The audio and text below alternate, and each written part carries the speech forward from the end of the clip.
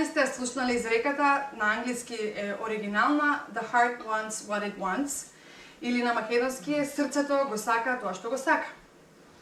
Верувам дека сте го слушнали тоа барем некаде или во некоја песна, мислам дека има и баш таква песна The heart wants what it wants. И знам дека и повеќето од нас можеби го знаеме Вуди Ален, кој што во 80-тите имала или во 90-тите, не знам, не сум сигурна точно, имала афера со посвоената ќерка на жена му, Сун Ји.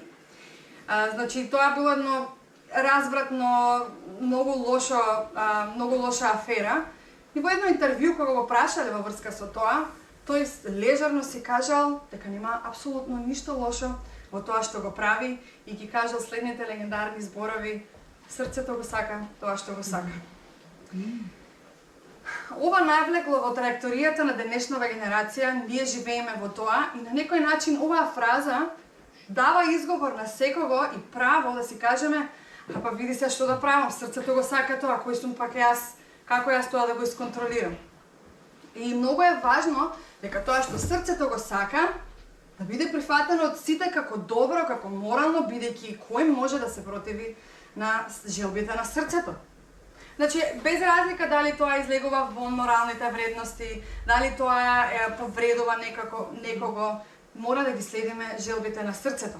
Можеби не сме ни свесни дека оваа изрека потекнува од Вуди Ален и можеби мнозина кои што нема да се согласат воопшто дека таква афера од таков вид е во ред, нема да се согласат, меѓутоа живеат според таа идеологија.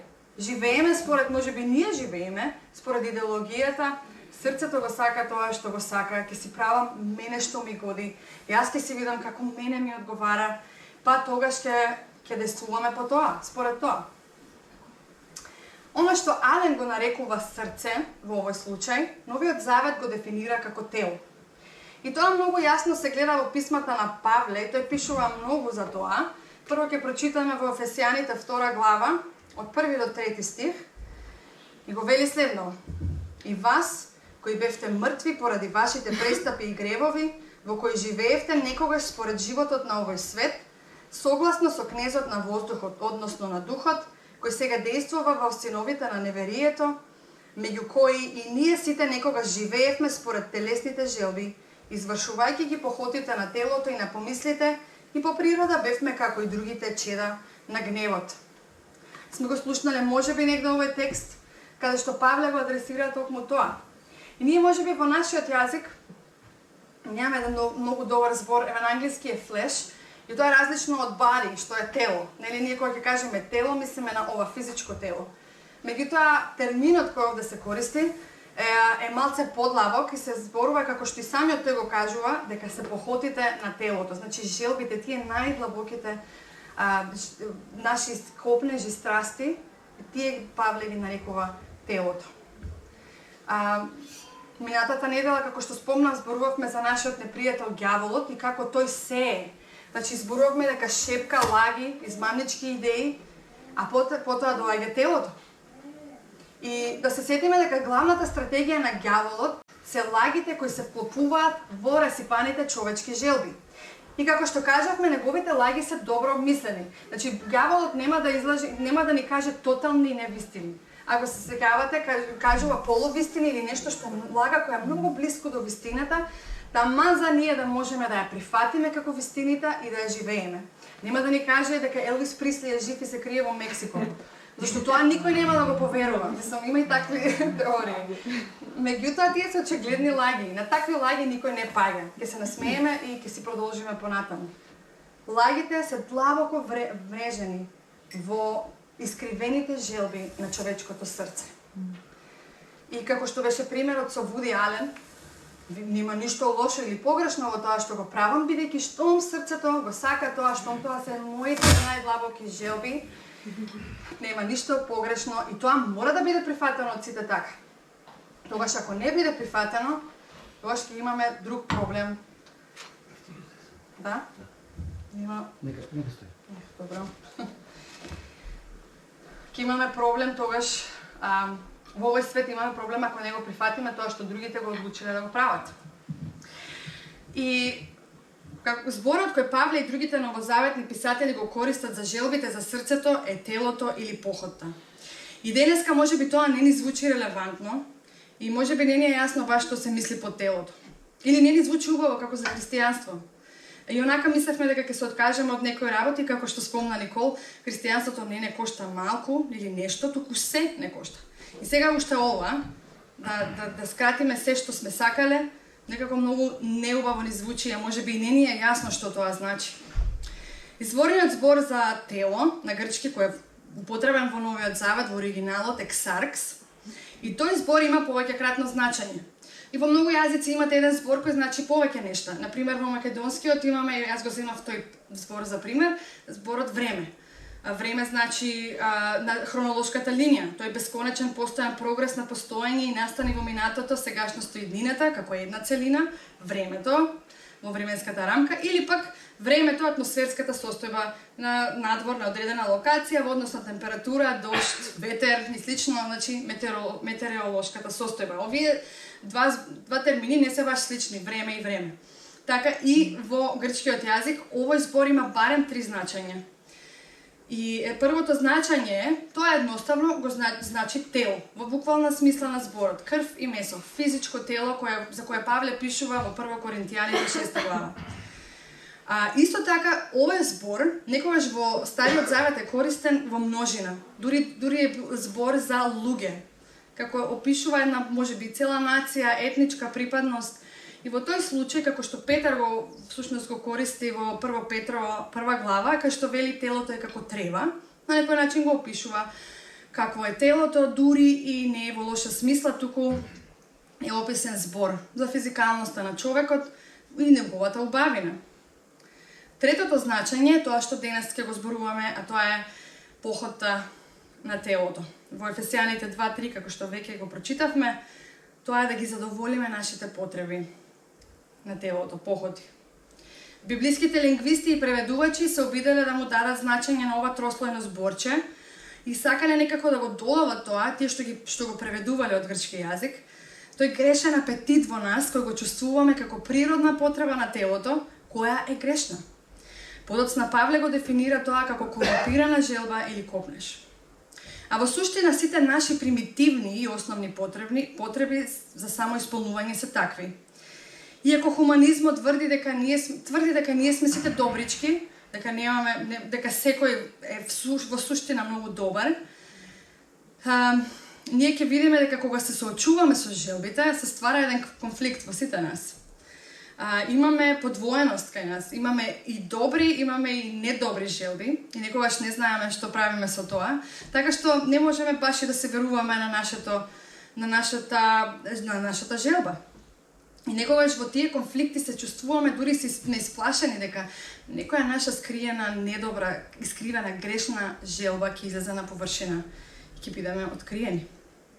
Јазикот со кој зборува Павле за телото, иако е уникатен за него, многу го употребува, како што кажав, раните христијански теолози исто го употребуваат, но интересно е дека овој збор всушност доаѓа од древната така наречена меѓукултура за човечката состојба. Уште 5 века пред Павле, тоест јазик го користил, значи на походта и на желбите, Буда. Сте слушнале за Буда, кој после достигнување хармонија вели и контрола над своето тело и едно пригушување на тие желби, тој вели веќе се чувствува како го споредува тоа како со тренер кој успева да го контролира, да го тренира и слонот, например. Или пак познатиот филозоф Платон исто така, кој истите ги споредува со еден коњаник кој јава на 2 коња кои се врзани заедно и сега овие 2 коња се борат за власт. Рабините пак поучувале дека секој човек има не само по една, туку има по 2 души кои исто така водат битка меѓу себе и тие ги нарекувале животинска, едната душа е животинска, она примитивното во нас, животинското, или божествената душа. И тие ностоп, значи, водат битка кој да победи, кој да преовладува. А многу психолози и филозофи ќе се осврнат на телесните похоти како на некое животинско сепство. Како што го кажавме, нели, Буда го споредува со слон, кој што треба да се смири. Значи, ние контролираме да го смириме тој слон, или пак коњите кој ќе преовлада. Често го споредуваат со животните и секако дека имаме ние благородни желби во нас, затоа имаме таква борба. Но секој здрав човек, вика си ги управува, ќе го управува тој микс на желби сам во себе. Значи ние се соочуваме, сакаме ова, сакаме нешто убаво, некогаш знаеме дека нештото не е добро, меѓутоа го сакаме и ние сами си правиме некаков баланс внатре во себе во тие желби. Но секој мудар човек ќе направи разлика помеѓу задоволството и среќата, каде што првото, задоволството е моментално, а второто е малку подолгорочно.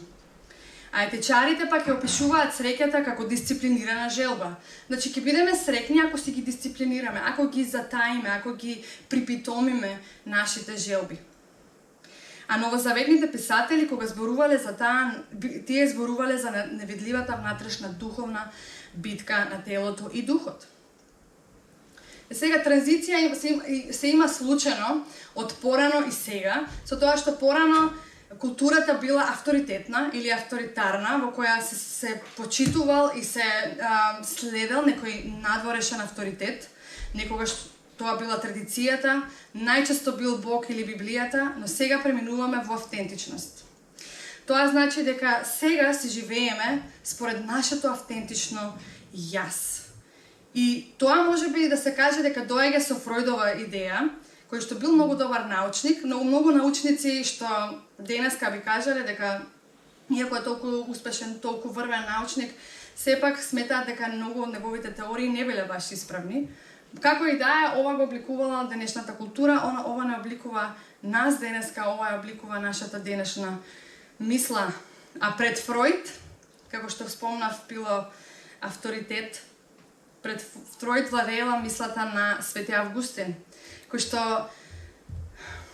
што сметал дека основниот проблем на човештвото се тие неодредени или хаотични желби на човековото срце. Значи, стално таа битка која се води тука е основниот проблем со човештвото. Бидејќи според него, според Свети Августин, секое битие е создадено во љубов и за љубов. Значи, прво љубиме, најпрво тоа е примарната наша цел, а потоа мислиме. И според него проблемот не е што што луѓето не сакаат или не љубат, да кажеме, туку што или ги сакаат погрешните работи, или ги сакаат правилните работи, но во погрешен редослед.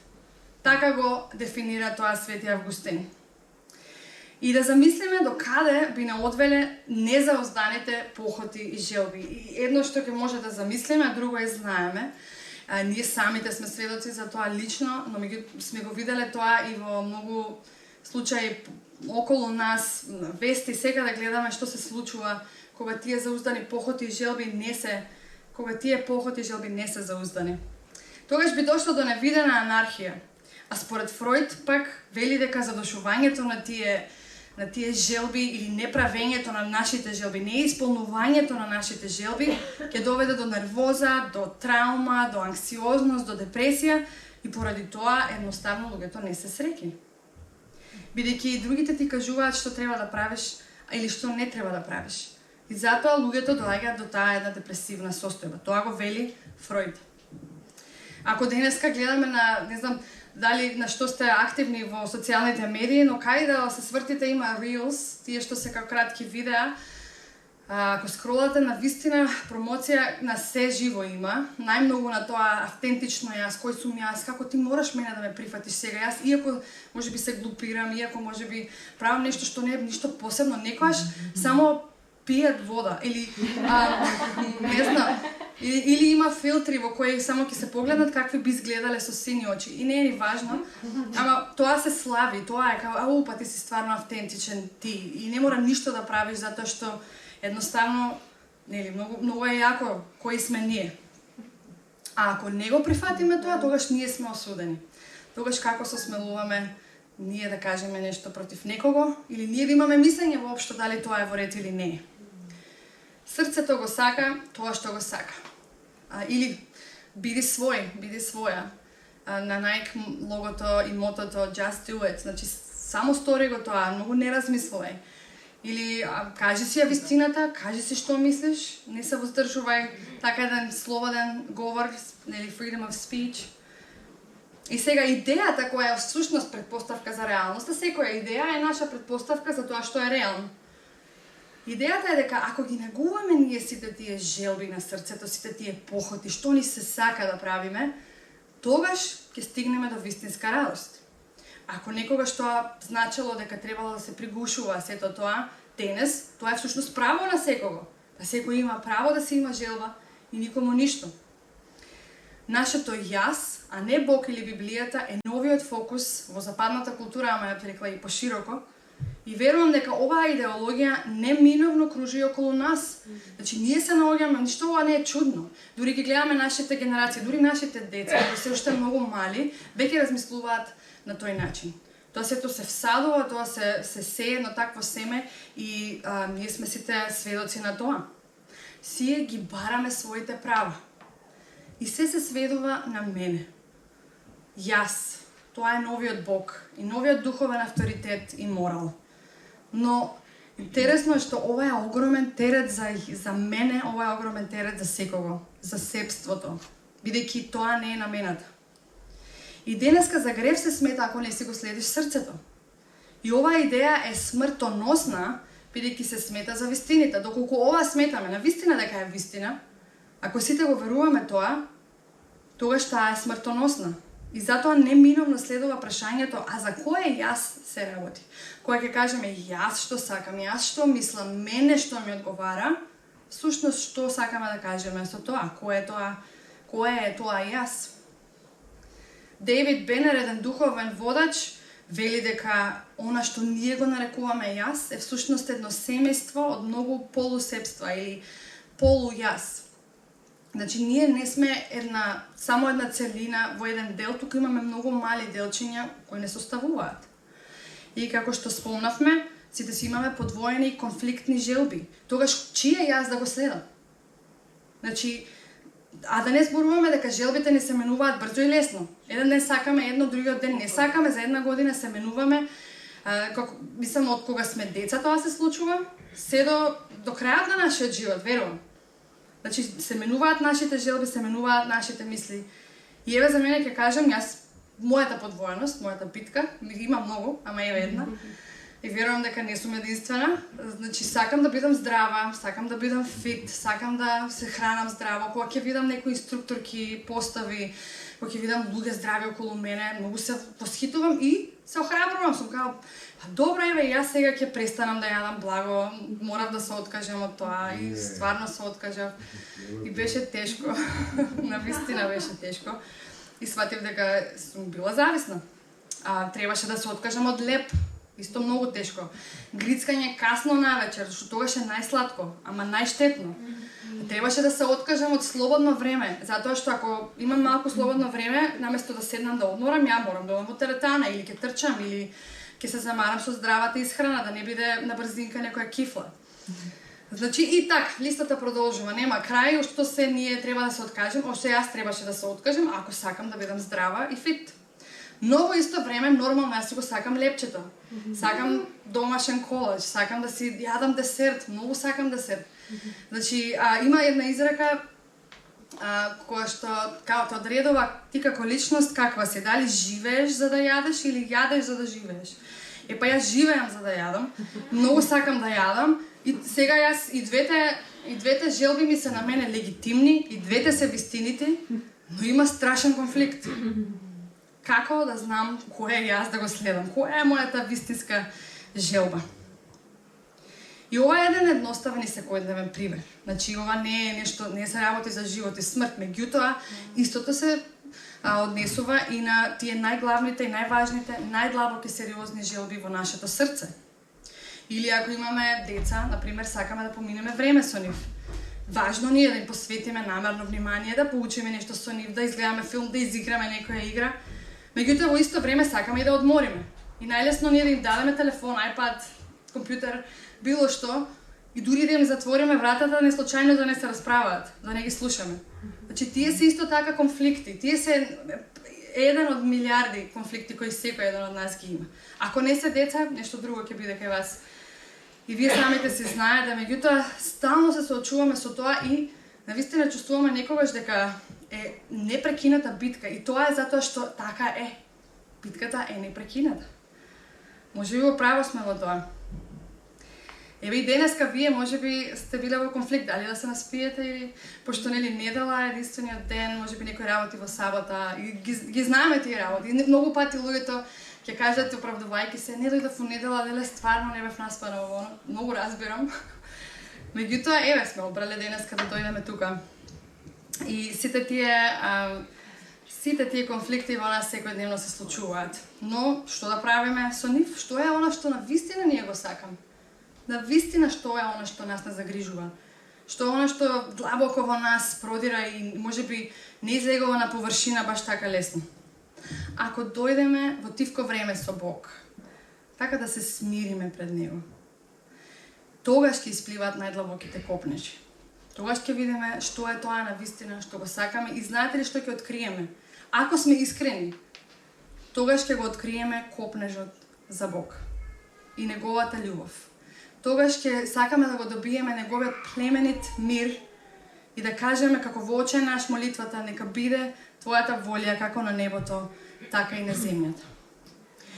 Знаете, кога луѓето умираат, кога сме за жал, кога одиме на погреби, она што се сеќаваме на луѓето се на добрите работи. Никогаш не се сеќаваме, дури ни не сакаме да се сеќаваме на лошите работи. Но тие луѓе што и да направиле добро во нивниот живот, тоа произлегло од откажување на телесните похоти. Да можеме да кажеме дека една личност била пожртвувана. Тоа значи дека ги притискала, ги пригушувала тие телесни похоти кои секогаш биле тука. За да кажеме дека биле луѓе кои љубеле, луѓе кои се грижеле, морало да се откажат од телесните похоти. Бидејќи препуштањето на нашите желби, спротивно од тоа на што можеби ние веруваме и денешницава верува, е дека ако си ги исполниме желбите, тогаш ќе бидеме вистински слободни и ќе имаме убав слободен живот. Но таквото препуштање носи само робство и зависност. И сега ќе зборуваме малку за слободата и која е дефиницијата за слободата. И овој термин во Библијата е еден од најпогрешно толкуваните. Значи, кога зборуваме за слобода, еве седнете со некој, мислам дека сите ќе имаат различна дефиниција или отприлика иста, ама ќе биде погрешна дефиниција за слободата.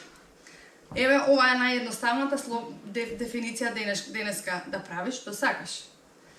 Но слободата за која Исус пишува и кажува и новозаветните писатели, па дури и филозофи, затоа што и тие го адресираат тоа, не е таква слобода. Не е да правиме ние што сакаме. Многу пати на нас, еве во црква ќе ни кажат, ама вие немате слобода да правите одредени работи. Сакам да дојдам од црква, ама искрено не ми се откажува од ова, не сакам тоа да правам. Многу сте ми некако затворени, заробени, нема никаква слобода, не смеам ова, не смеам она, не ми одговара. И таква е идејата за слободата. Павле ова во Галатјаните, 5 и 6 глава, многу добро го адресира. Ќе прочитам Галатјаните 5, првиот стих, и тој вели вака. Стојте во слободата, со која Христос не ослободи и не се подавајте пак под робски јарем. И сега ова звучи како она што до сега зборевме. Значи, бидете си слободни. Бидете си вие слободни и немојте да се заробувате. Ако прочитаме понатаму меѓутоа, во 13 стих, тој ова го кажува за слободата како продолжение. Вели, вие, браќа, повикани сте кон слобода, но слободата ваша да не ви служи како повод за угодување на телото, туку со љубов служете си еден со друг или на друг.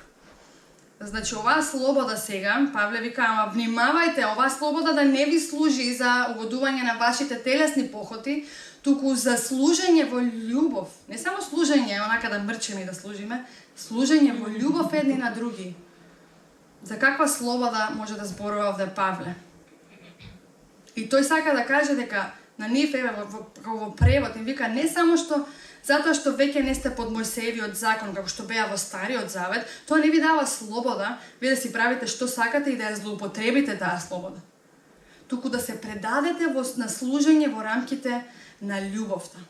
И кога Павле го потребува овде терминот слобода, тој всушност го користи она стандардно филозофско значење за тоа за саморешителност, самоодлучност, бидејќи филозофски гледано, единствено човечкото битие е она кое што може само да одлучува за себе.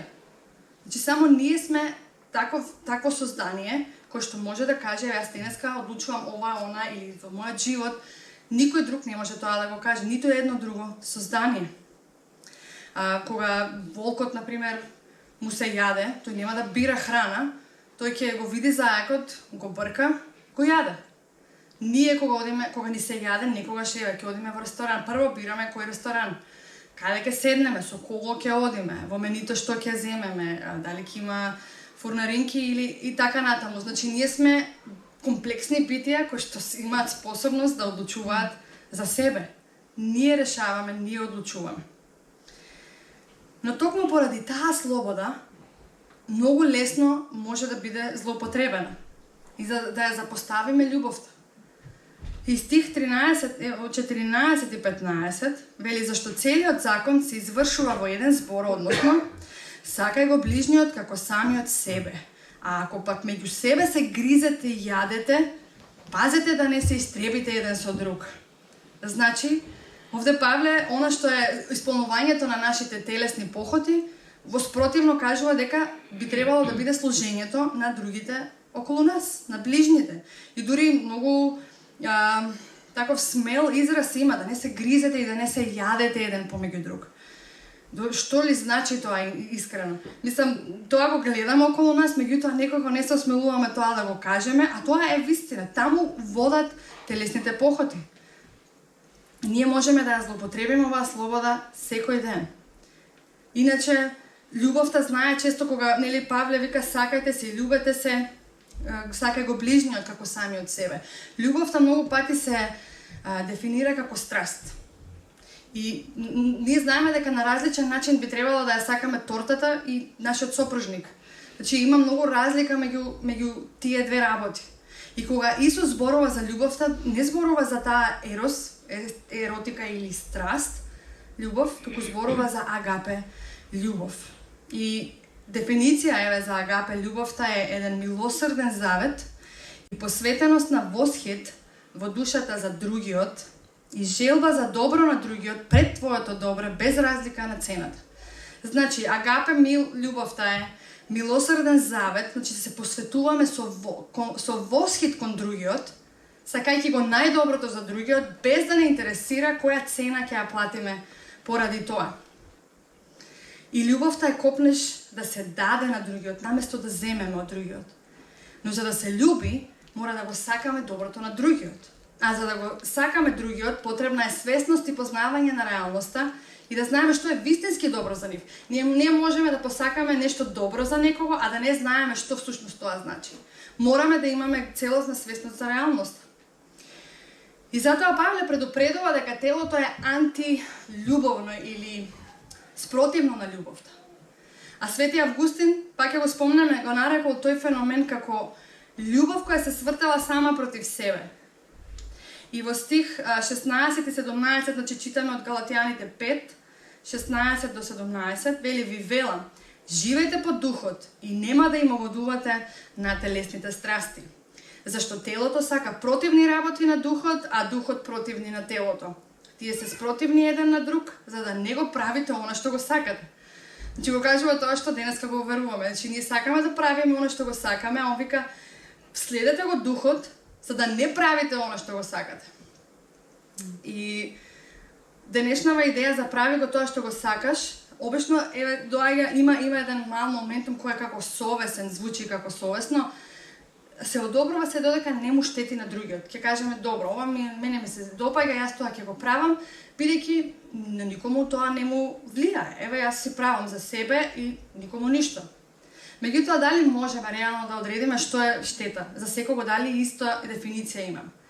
Ако земеме ева во коронава, кога бевме во изолација, значи најдобро решение е да не се шири понатаму вирусот, да се заштитиме, да нема толку смрт и проблеми, беше да се изолираме дома.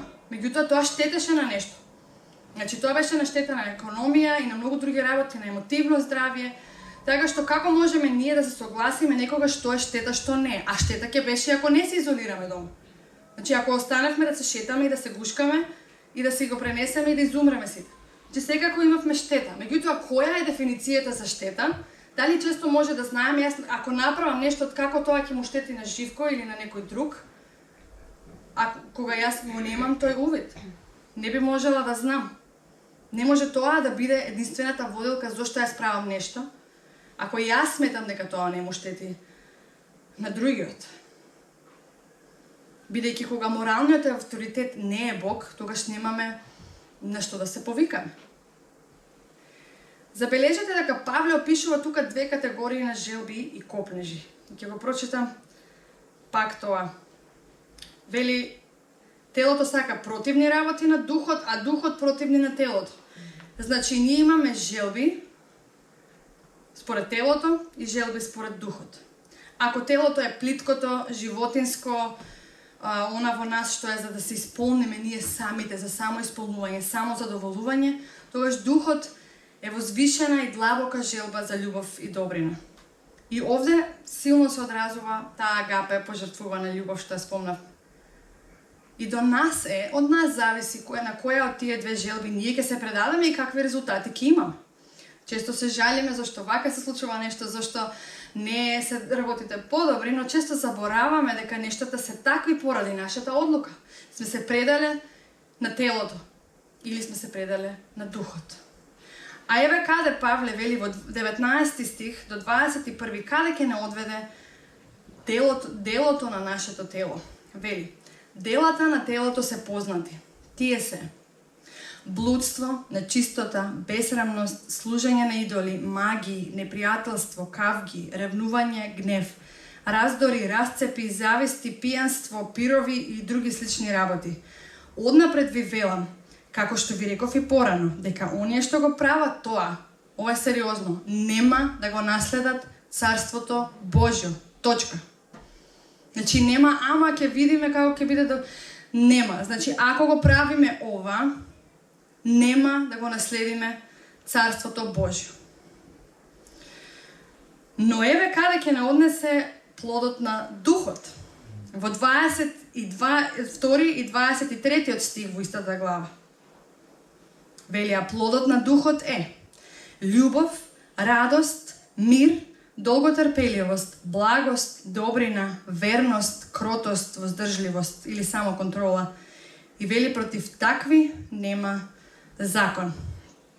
Сега ова ни звучи бајковито, нереално, мислам, кој околу нас е стварно таков, кроток, благ, воздржан човек, ретко, или пак има едно, нема друго.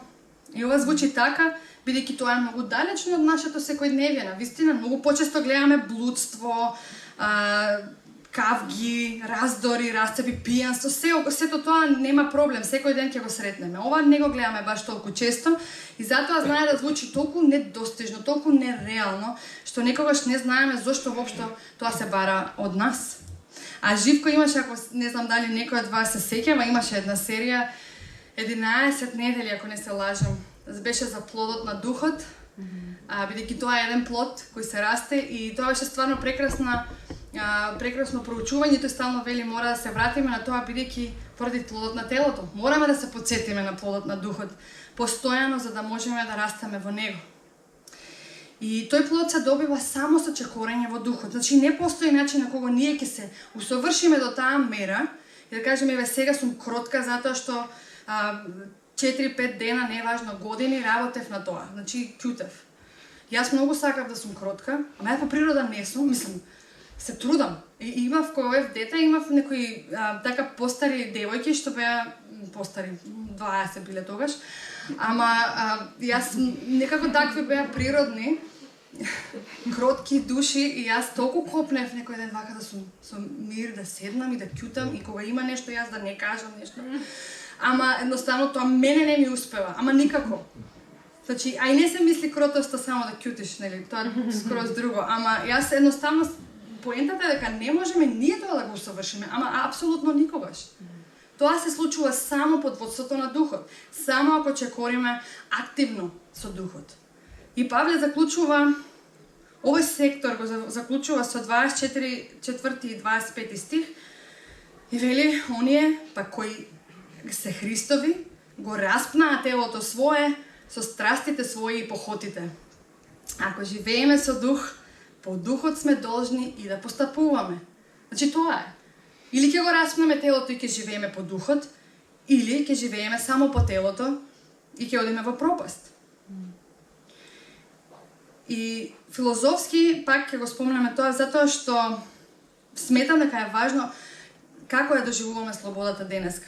И зошто стално имаме проблеми со можеби и самите ние и со луѓето околу нас, што значи слобода. Значи постои негативна и позитивна. Негативната е слобода од. Значи јас се ослободувам од нешто, јас си одам од нешто. Мене веќе не ми треба тоа. Јас веќе не сакам да сум, не знам, дел од нешто. Не е ни важно, нешто што не го сакаме веќе. А позитивната слобода е да бидеме слободни за нешто. Ние да влеземе во нешто, ние да одбереме нешто. Меѓутоа, тоа не значи само да имаме можност да одбереме, тоа исто така значи да имаме способност да одбереме она што е добро. Не само да изберам, туку да изберам она што е добро. Пример за негативна слобода сте го гледале веројатно повеќето од вас, цртаниот Frozen, Елса, кога песната, главната тема на песната е Let it go или пушти го, не знам, ослободи се на некој начин, и во еден дел од песната, мислам дека е во мостот, оној најватрениот дел, вели кога го гради, нема правила, нема правилно, нема погрешно, нема за мене никакво правило, јас сум слободна, тука веќе I'm free. Така што овој постмодернистички светоглед, нашиве деца го гледаат ова. Нашиве деца ова го впиваат. Ние можеби мислиме, добро де песничка не ја разбираат, меѓутоа тоа е пораката која се пренесува. Овој постмодернистички светоглед пренесува порака дека нема морален апсолут и во конечност нема поголемо значење од сопствената среќа. Значи најважно на цел свет да си подредам јас животот, да си се израдувам, да си се веселам, јас да сум си среќен и од прилика, толку е. Нема поголем морален врховен авторитет над нас. И никако да се ограничуваме. Во никој случај. Доволно страдаме. Значи, цел ден сме на работа, не е важно. Тука тоа правев, она правев, возев, деца, натаму, наваму. Доста беше, дај срцето да го задоволим. Исус и Павле сепак тежат кон позитивната слобода. Слобода не само да одбереме, туку да го одбереме тоа што Духот го кажува. И тоа, слободата не е да бидеме слободни од авторитетот и да се кажеме нема никој над мене, јас никој не слушам, не сакам ни Господ, ни никој. Туку всушност таа слобода те ослободува од гревот. Слободата која Исус ја дава, со тој како авторитет на сето тоа, тој всушност не ослободува нас од гревот и тоа е вистинската слобода. И не знам, вие што имате деца, јас морам да дадам примери за деца, бидејќи нормално дека тоа не е секојдневие и баш сега овој период со тоа се мачиме. Нема да кажам која ќерка, ама едната ќерка, и тоа сега баш тука се бабата и дедото, они многу добро знаат која. Кога не сме ние таму со Живко, или не мора ни било каде да одат без нас, таа едната ќерка си мисли дека може да прави апсолутно што сака, бидејќи ние не сме таму. Иако знае многу добро дека не сме, сите правила 100 пати ги кажуваме, пред да излеземе, значи вака и вака таму, да слушаш, да почитуваш, да помагаш, може.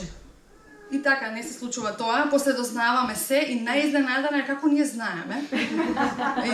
И сега свати дека секако дознаваме, ама најглавно се ние кажуваме, види, и ние да не дознаеме, некојаш нема да дознаеме, Исус знае.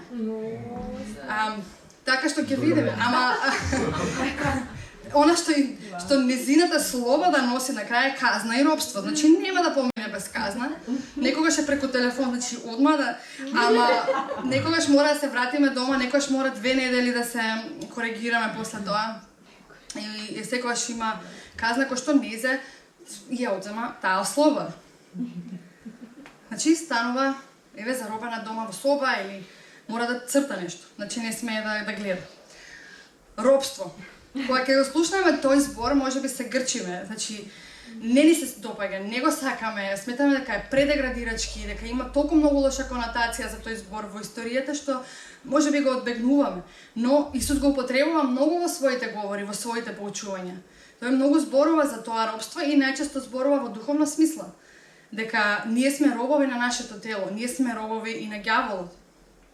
И библиските писатели потенцираат дека се што има контрола врз нашиот живот е наш Господар. Тоа во моментот може да биде било што на било кој од нас, еден телефон или не знам, што и да биде, што и да е во вашиот случај. Но како вистински ќе бидеме слободни? Еве сега сваќаме, нели, слободата не е толку можеби едноставна како што мислевме. Имаме слобода само по духот, но како да бидеме вистински слободни ние? Има една писателка се обидела да напише книга за своето уникатно искуство со зависноста, не знам каква зависност имала. И кога во тој обид таа се откажала после некое време, бидејќи сватила дека не постои уникатно искуство со зависноста. Туку зависноста е иста на сегде, кај секое време во историјата и до крајот на човештвото. Сватила дека сите зависности водат до робство. И немала што да напише посебно, бидејќи што и да прочиташ друго, истото е. Зависноста е таа. Има една иста шема, врти стално една иста шема. Посакај, направи, повтори. Значи, посакај нешто, направи го, повтори. И се така, додека не станеме робови на нештото. Тоа Исус токму тоа го нарекува и робство. Истото Павле го кажува во Галатјаните, сега одиме во 6 глава, 7 и 8 стих, вели: не лажете се, Бог не е за подигрување. Што ќе си посее човекот, тоа и ќе си жнее. Кој се е во телото свое, од телото ќе пожнее погибел. А кој се е во духот, од духот ќе пожнее вечен живот. Колку се спротивни овие работи. Да не се залажуваме дека ние некако ќе го превртиме Бог или ќе му кажеме некоја друга наша приказна. Бог не можеме да го излажеме. Тоа што ние ќе си го посееме, тоа ние ќе си го пожнееме. Значи, ако си жнееме со телото, ако си сееме со телото, ќе жнееме пропаст, а ако сееме со духот, ќе жнееме вечен живот. И мнозина можеби мислат дека вечниот живот е само еден квантитет на живот после смртта, нели, многу живот. До крајот, многу вечен живот, не престанува. Меѓутоа, Павле мисли на еден квалитетен живот, кој што уште сега е. Уште сега го растеме и го развиваме со Исус и продолжуваме во вечноста. Што ќе посееме, тоа ќе жнееме. Ова во светот обично се кажува со се враќа, се плаќа. Или толку музика за тие пари, или no pain, no gain, не знам македонски, не звучува. Тоа е кога, нели, на тие утеретанаш имат мајци, дека нема ништо без да се испотиш, и ако не се потрудиш, зашто многу пати сакаме да ослабеме без труд. Јас така гуглав пред да се решам за здравиот живот. Сакав да најдам такво некое решение со чај или со апче. Меѓутоа не постои тоа. Тоа што сакаме да го жнееме, мора да се вложиме во тоа. Знаеме што значи да се сее. Тоа не е да седам јас дома денеска и да помислам на семето. Значи морам да го земам, да го сеам, да го вадам, копам, исправете ме, не знам како оди процесот. Меѓутоа треба време, за да има на крај што да жнееме. И со тоа што ние се храниме, така и ќе станеме. Дали се храниме во телото или во духот.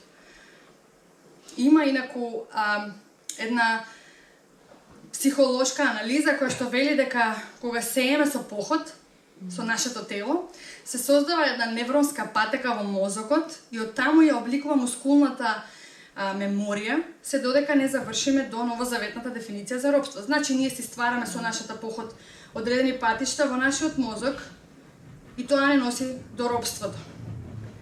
И нештата кои ние ги правиме, не прават нешто и нам. Тие не обликуваат во луѓето во кои ние сме. Значи, ако имаме повеќе гревови, нашето срце се закоравува и тука настапува злото. А ако пак го следиме духот, срцето омекнува и го одбираме и настапува доброто. Тешко е да ги изораме и да ги напуштиме тие автопати во нашиот мозок. Но тука доаѓа на сцена и нашата навика и одлуката да ги смениме нашите навики. Како да се бориме против телото? Пак ќе се вратиме на тие стихови во 5 глава, 24 и 25, што се како заклучни за овој текст. Вели кој се, Павле кажува, оние кои се Христови, значи го распнаа своето тело и своите похоти.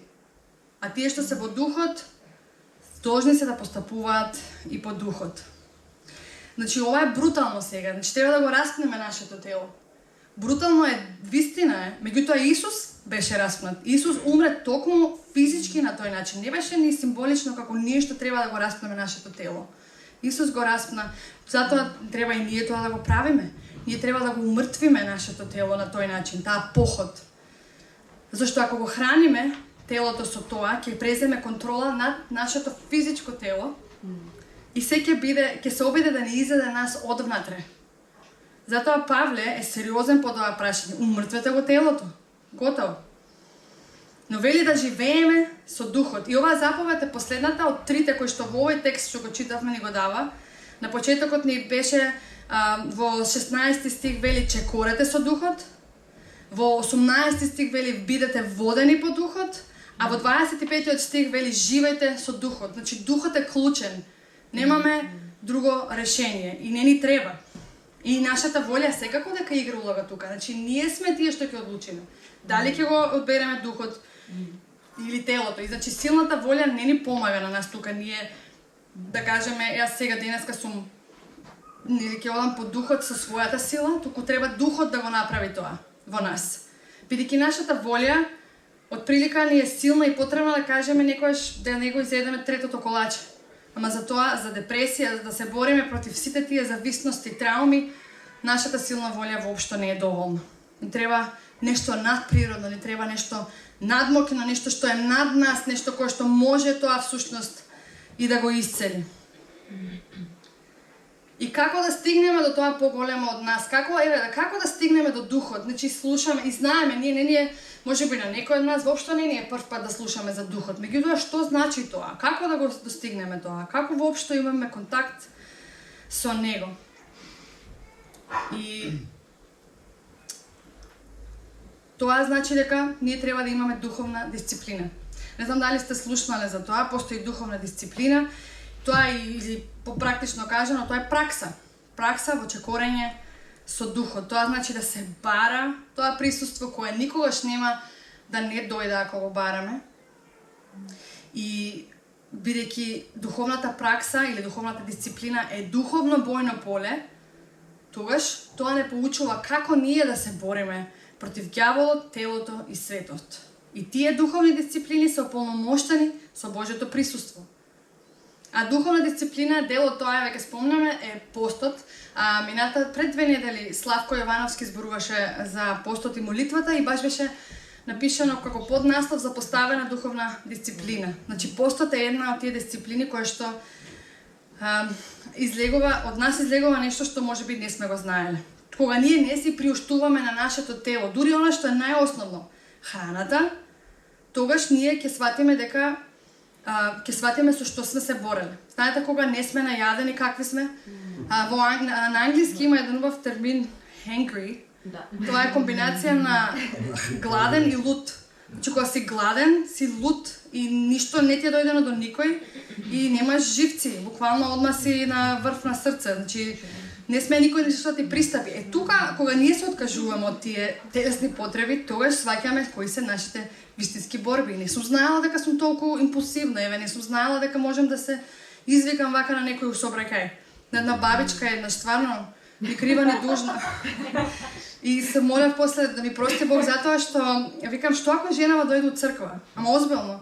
Значи јас во тие моменти мислам дека бев гладна. И кога возев, женава, мислам, добро, Живко знае дека јас знам дали тој што вози пред мене е стар, млад, жена или не, зашто имам нервоза во сообраќајот и не треба.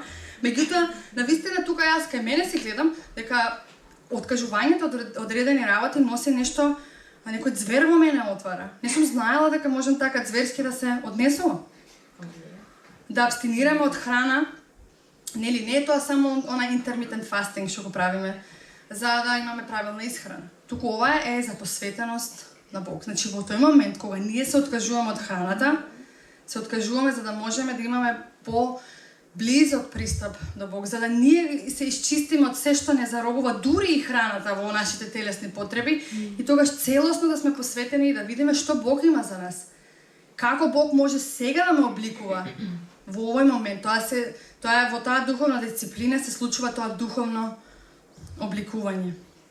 И втората работа е исповед, која во протестантската традиција Не застапена како во католичка, да кажеме, тоа уште е пракса, каде што верникот се исповеда пред свештеникот еден на еден, не знам дали нешто си има променето во тоа.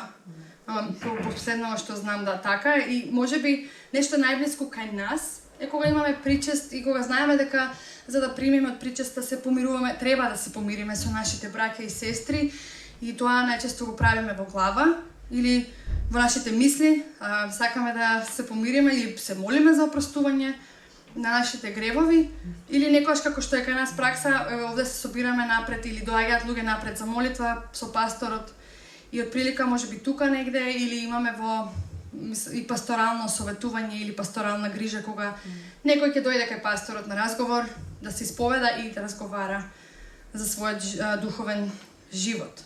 Но исповедта не е важна само пред Бог, ние мораме да се исповедаме пред Бог, меѓутоа не е само пред Бог, туку и пред некоја личност. Затоа што, како што Исусовиот брат Јаков заповедаше да си ги исповедаме гревовите едни на други, за да се држиме одговорни едни за други.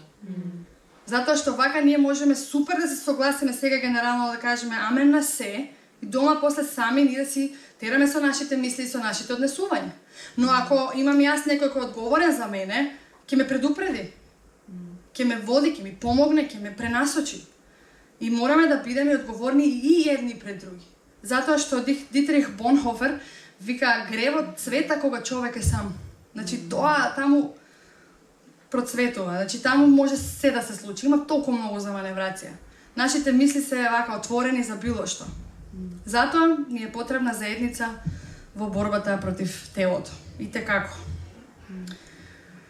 Да се вратиме на првата мисла. Срцето го сака тоа што го сака и можеби мислиме, еве нема контрола на тоа. Некој стварно не се изненадуваме зашто нешто сакаме, не знаеме, но можеме да му влијаеме и да не дозволиме тоа да не контролира нас.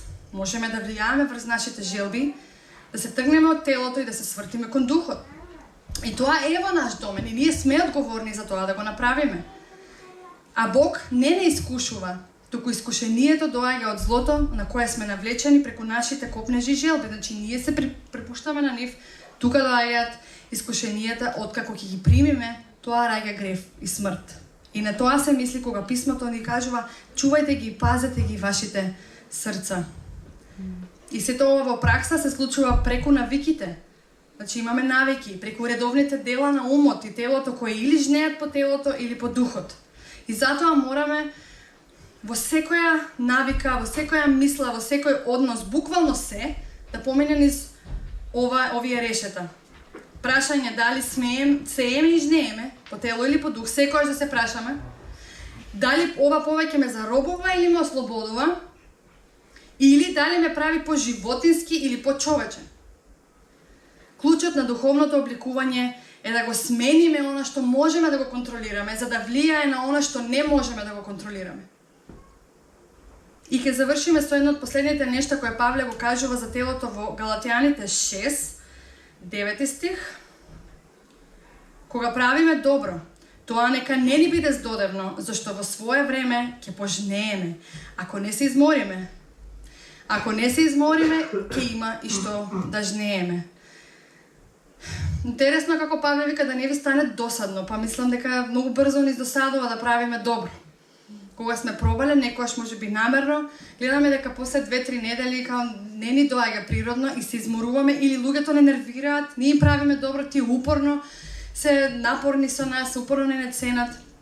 Но тој вели, немојте да се изморувате затоа што ако издржите до крај, ако издржите во таа борба против телото, на крај ќе имаме добра и плодна жетва. Жетвата ќе биде со процес, бара истреност, но ако не се измориме, ќе имаме жетва на крајот. Ако го практикуваме сето ова, полека ќе станува дел од нас, на долги патеки, долгорочно, бидејќи борбата против телото е реална и не е лесна воопшто. Мора да бидеме ние многу намерни со нашите избори и сериозно да се предадеме на водството на духот. А со што се соочуваме денеска ние? Со што се соочуваш ти денеска? Јас? Каде ти е потребен излез? Можеби си заглавен негде. Дали имаш некој автопат во мозокот што треба да се пренасочи? Дали можеби имаш зависност која те заробува? Некоја слаба карактерна особина која те засрамува константно, а се бориш против неја? Која е твојата борба против телото? Да се охрабриме денес. Да се охрабриме бидејќи знаеме дека духот е оној кој не води, дека можеме да го имаме плодот на духот ако го следиме. Сами не можеме, но ако се држиме до она што писмото ни го вели, тогаш да се бориме против телото со духот и да не се измориме во правењето добро, никогаш тогаш ќе имаме и резултати. И се да знаеме дека се ќе дојде со време. Само ако бидеме истрени и да гледаме на поголемата слика, да гледаме долгорочно, бидејќи нашите желби и копнежи треба да го носат плодот на духот и ќе го носат плодот на духот ако одиме истрено, будно и секојдневно, сеејќи според духот, за да имаме богата и плодна жетва во Господа. Амин. Амин.